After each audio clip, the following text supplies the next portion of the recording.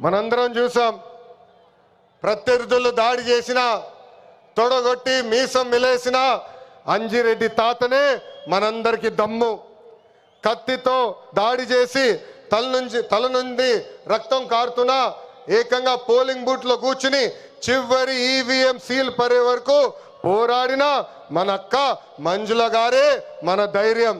కత్తి మెడపై పెట్టి వాళ్ళ నాయకుడికి ఒక్కసారి జై కొట్టమంటే జై చంద్రబాబు నాయుడు, జై తెలుగుదేశం అని ప్రాణాలు కోల్పోయిన తోట చంద్రయ్య మనందరికీ స్ఫూర్తి.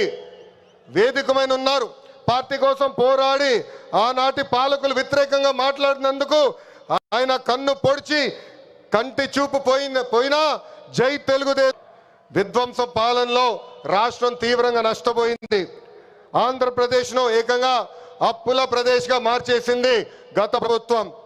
ఒక్క కొత్త కంపెనీ తీసుకురాకపోగా ఉన్న కంపెనీల్ని పక్క రాష్ట్రానికి తరిమేసే పరిస్థితి మనందరం చూసాం.